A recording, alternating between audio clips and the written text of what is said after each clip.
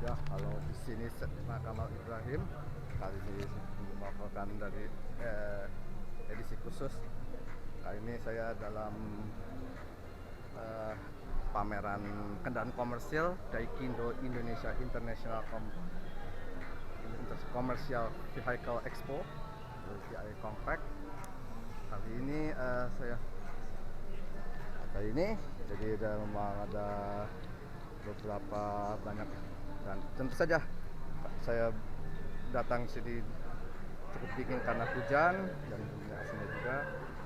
Mari kita akan mulai bersama-sama apa yang akan ada yang tersaji di sini.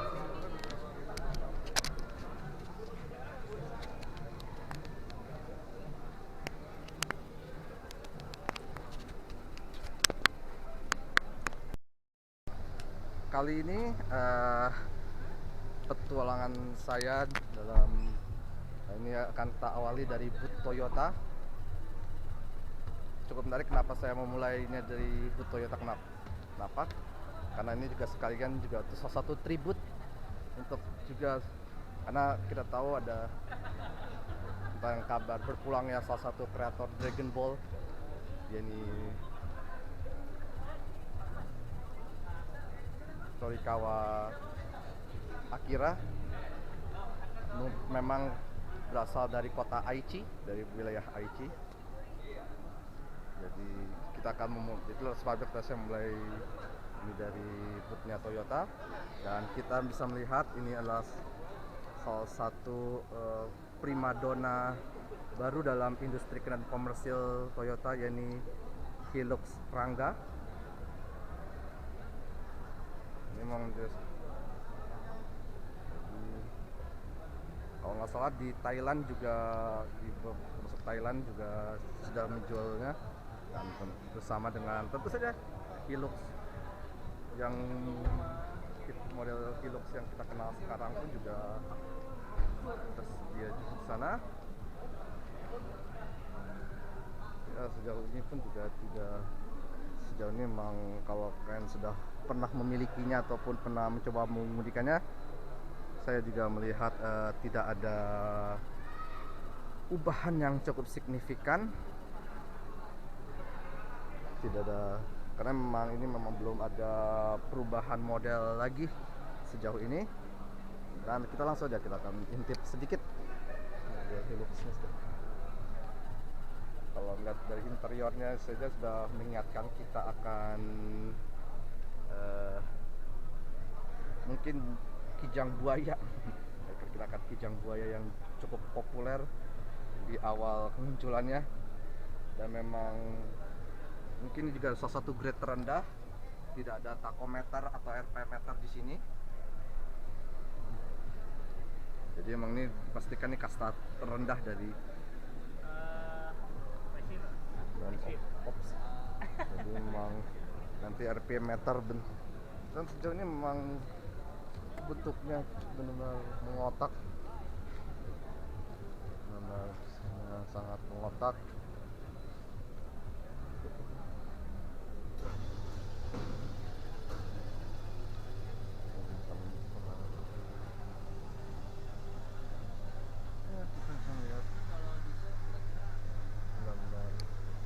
Vibe-nya benar-benar seperti Kijang kotak banget, Kijang Buaya zaman bahla.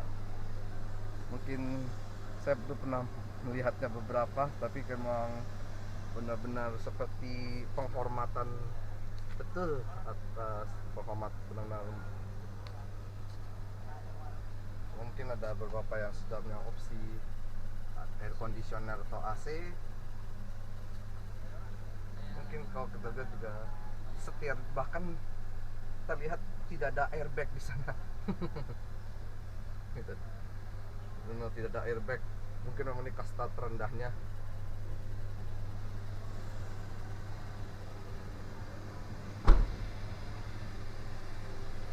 Jadi masalahnya inilah bahan bakar solar. Apalagi emang ini sudah zamannya common rail, jadi di bawah terus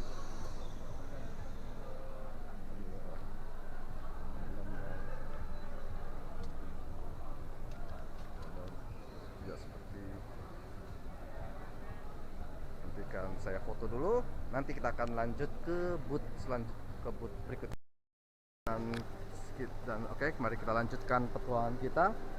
Jadi kita ini lihat, inilah salah satu pabrikan Tiongkok yang memulaikan jalan bagi pabrikan Tiongkok lain untuk berkecimpung dalam industri otomotif Indonesia, yakni Wuling. Kalau di negara asalnya memang ini adalah rekanannya General Motors yang terkenal dengan merek Chevroletnya. Dan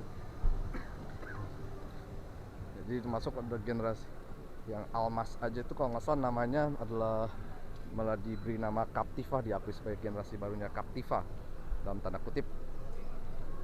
Jadi kita lihat ada link, ada keluarga besar Formo. Mungkin ini adalah versi komersial karnya Wuling Convero. Jadi Formo kalau bisa dikatakan ada yang ukuran besar, pasang itu yang ukuran besar Formo Max, dan itu yang kecil-kecil, dan Formo ukuran kecil. Tidak terlalu setidaknya juga kehadiran Wuling ini jelas seperti yang saya katakan, kehadiran mereka bisa memberikan nafas baru bagi pabrikan. Bahkan merek-merek seperti Chery, bahkan merek-merek Tiongkok lainnya juga mulai benar-benar menginvasi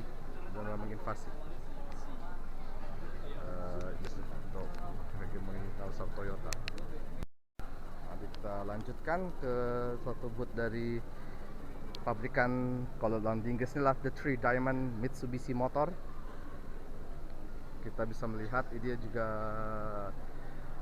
beberapa electric hero dari beberapa. Tentu ini juga mobil ini juga cukup populer di negara asalnya, juga cukup populer.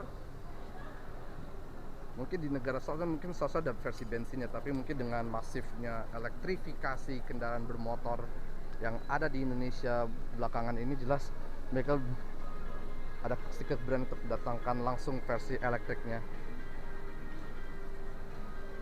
Jadi bisa jadi mobil pos ukuran kecil seperti ini, kan intip ukurannya cukup.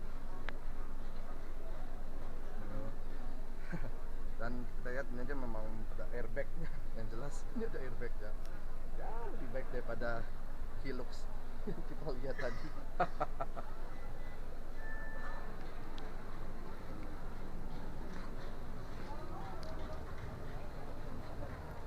Memang tidak terlalu banyak, mungkin kalaupun ada nanti ada di booth, ada di sebelah sana, karena memang ini kan untuk segmentasi untuk kendaraan kecil di sini tuh. Karena memang sekarang aja mereka memilih untuk tidak menjual lagi T120 SS yang sebenarnya kita tahu adalah versi Mitsubishi dari Suzuki Carry. Dan memang paling ironi, memang Suzuki Carry sendiri masih eksis. Anda bisa melihat di booth sebelah sana. Nanti kita ke sana. Ya, sedikit tambahan, saya akan coba eksplor interiornya, dan tidak terlalu banyak. Mungkin sekarang mungkin kemungkinan transmisi otomatisnya jelas ciri khas mobil listrik selalu adalah transmisi otomatis single gear, jadi cuma satu speed tingkat percepatan, dan memang tidak terlalu banyak interior yang ada di sini. Tapi dia sudah ada standar ukuran ketinggian lampunya cukup, mungkin memang juga memang standar khas dari negara asalnya juga. Ya, nanti setelah lagi kita akan menuju boothnya Suzuki, jadi jangan kemana-mana. Mari kita lanjutkan. Di sini kita sudah ada di boothnya Suzuki, dan seperti kita tahu mereka juga masih, ini adalah namanya adalah generasi baru Toyota Suzuki Carry. Ini generasi DC61, mungkin dasar DC61 DN61 kalau generasi terbarunya. Dan makanya sekarang Mitsubishi tidak lagi menjual versi mereka sendiri, ya kita tahu bahwa namanya T120SS, tapi yang cukup menarik Anda bisa melihat mereka juga masih menjual Suzuki APV. Ini dari sejak pertengahan 2000-an dan ini belum pernah, meskipun mereka sudah punya jagoan baru dalam industri MPV kelas entry level yang merupakan pesaing Avanza dan ini Suzuki R3, tapi ya memang mungkin R3 cuma hanya mencuri beberapa persen konsumen pasarnya. Begitupun juga dengan APV ini. Ada yang untuk kendaraan kemanusiaan seperti ambulan, mobil jenazah.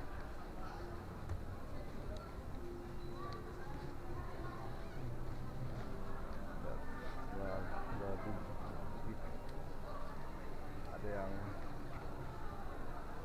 bahkan saat ini juga memang carry juga masih, meskipun kita tahu pesaingnya, kita lihat ada Grand Max di Daihatsu di sebelah sana.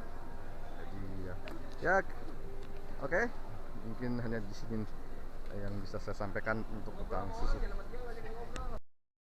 Ya oke, seperti yang saya katakan sebelumnya, kita ada sedikit, hanya mulai sedikit di booth-nya Daihatsu. Baik itu ada Grand Max dan versi mewahnya sedikit adalah Luxio. Tidak terlalu banyak,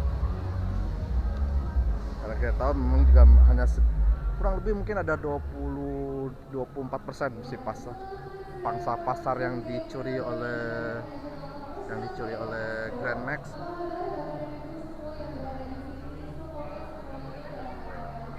Tidak terlalu banyak yang bisa saya bahas karena memang masih produk lama, mungkin hanya peningkatan dari mesin sering dengan perubahan teknologi, seiring waktu juga, jadi memang tidak terlalu banyak yang bisa saya. Oke, kita akan lanjut ke booth selanjutnya. Ya, kita lanjut dan kita akan sedikit tentang mobil camping, atau bahasa kerennya adalah recreational vehicle. Ini dari karoseri Delima Mandiri, dan kalau dengan pelaknya saja kelihatan banget dia mengambil basis dari Isuzu Elf, mungkin generasi NKR ya, masih generasi mengambil yang generasi NKR. Mungkin kalau nggak ada tulisan Isuzu mungkin kita nggak akan bisa menebak ini mobil merek apa, tapi yang jelas ini Isuzu Elf generasi NKR. Mungkin kalau lebih ekstrim, mungkin biar lebih bisa di custom model, mau model 6 roda atau 4 roda seperti ini. Mungkin memang industrinya memang masih belum sebagus negara-negara lain ataupun mungkin negara-negara tetangga, tapi setidaknya ini juga memberikan opsi lain dalam berwisata, terutama tempat-tempat yang terpencil. Oke, saya akan mencoba untuk mengeksplor sedikit.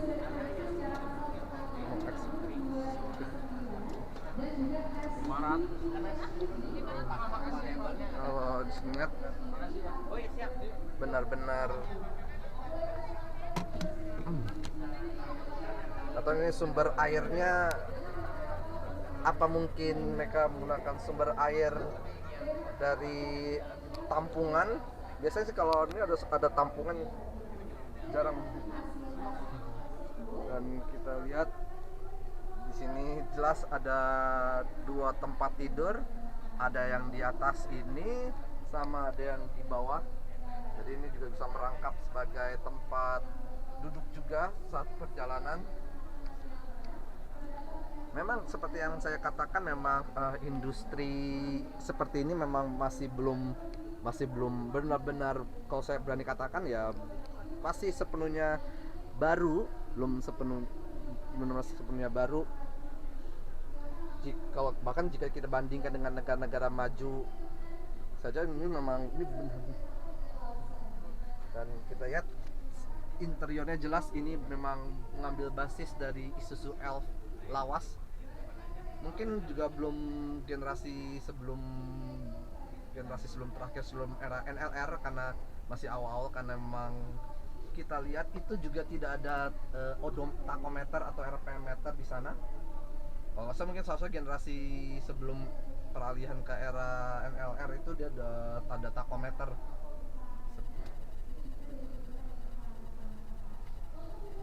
Ya, cukup nyaman.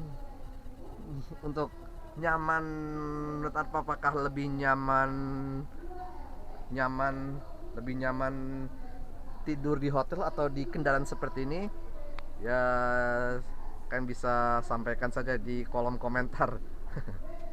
Nanti kita akan ke booth selanjutnya. Sedikit selah sebentar, kebetulan idola favorit saya, yakni Rifat Sungkar, ada di sini di boothnya Mitsubishi, karena memang beliau juga adalah salah satu brand ambasadornya Mitsubishi Indonesia. Bahkan hampir beberapa mobil rally-nya hampir semuanya dari Mitsubishi, termasuk MPV Expander spesifikasi AP4. Mobil Jepang pertama, mobil Jepang listrik pertama yang diproduksi di luar Jepang. Jadi kita ada selah Jadi sedikit. ini ada 1,2 ya. Tentunya Mitsubishi kalau mendevelop sebuah kendaraan kan memang nggak tiba-tiba. Oke, kita bawa ke sini nggak, saya pernah dengan pertimbangan panjang lebar dan dengan kekuatan mobil ini. Mobil kecil tapi daya muatnya besar, 425 kg di belakang, berat mobilnya cuma 1,1. Habis itu baterainya 20 kW, jarak tempuhnya panjang 150 km, jadi ya banyak keuntungannya lah kalau ada pemilih bisnis untuk memilih kendaraan ini. Ini pilihan yang sangat-sangat tepat. Iya dong. Oke, sebelum kita lanjut lagi bahas masalah mobilnya, boleh dong ceritain lagi sibuk apa nih akhir-akhir ini Mas Rifat? Akhir-akhir ini memang kita fokus banget kalau di General Otomotif. Kalau saya di Mitsubishi kita fokus banget untuk mobil komersial, mobil passenger car. Tentunya Mitsubishi X-Force yang memang selama ini lagi kita jadikan highlight utama penjualan kendaraan Mitsubishi. Lalu kalau kegiatan motorsport, yang kita lagi mempertimbangkan juga Mitsubishi X-Force bisa diapain. Soalnya Orte Expander kita punya project yang sangat-sangat sukses di mobil rally, dan untuk di mobil ini pasti tantangannya juga beda. Kita lihat aja nanti jadi kayak Kita tunggu ya sama-sama kira-kira ada. Ya, tadi terakhir kita akan langsung ke kendaraan-kendaraan sangat besar. Tadi memang seperti kita tahu ada sedikit, karena salah satu idola rally favorit saya, Rifat Sungkar, tadi sempat berbicara tentang, terutama tentang produk dari mobil satu electric hero-nya Mitsubishi, yakni L100 tadi. Jadi sekali juga minta foto juga, karena ini memang jarang dapat kesempatan untuk berfoto dengan idola, bahkan idola yang sesuai dengan olahraga kesukaan saya yang di balap rally. Jadi kita melihat ini sudah langsung disambut oleh salah satu truk besar kebanggaan Jerman, Mercedes-Benz Actros. Dan di game ETS 2 ini juga memang salah satu mobil favorit saya, salah satu yang terbaik, andalan terfavorit. Kita belum jelas apakah ini memang ini mungkin apakah ini, oh ternyata ini memang model terbaru, ternyata benar-benar model terbaru. Mungkin interiornya benar-benar fresh, mungkin tidak terlalu, mungkin jelas ini desain interior yang mungkin tidak terlalu saya sukai. Jadi mereka menempatkan layar yang cukup kecil, layar sebagai panel instrumen. Jadi memang feel nyetirnya udah berasa kita nyetir seperti Mercedes-Benz, mobil sedannya Mercedes-Benz, entah dari seri C sampai seri S. Karena dari semua generasi itu mereka juga mengaplikasikan panel instrumen yang sama. Ini berlayar double, dua layar terpisah. Kalau jujur saya lebih senang yang masih layarnya menyatu antara ke Despido sampai sini. Jadi memang sepertinya ini memang ini selebihnya memang tidak terlalu spesial, karena memang varian ini juga varian yang mungkin mega space ya, mega space juga, varian mega space. Jadi kalau giga space dia ada satu lebih tinggi lagi dan ada satu tempat tidur. Ini hanya satu tempat tidur yang jelas, bahkan termasuk juga seri big space pun juga jadi memang ini benar-benar ya, memang benar-benar baru, benar-benar baru. Desain juga, lihat itu desain rem tangannya seperti ini, rem parkir, rem tangan. Maka sekarang istilah barunya parking brake, bukan handbrake lagi, tapi memang ini benar-benar baru. Warna ada bisa perpaduan, bisa back itu bisa warna hitam atau dibuat warna krim. Mungkin orang pasti akan memilih warna hitam karena takut kotor. Jadi interior bisa di custom.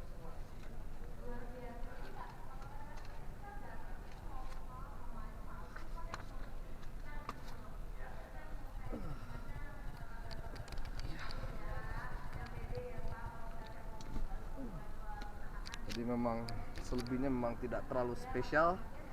Kita bisa melihat besar sekali. Saya berasa memang bisa suatu hari aku bisa membawa salah satu dari ini. Karena setahun juga kalau Volvo bisa ikutan acara ini juga lebih bagus.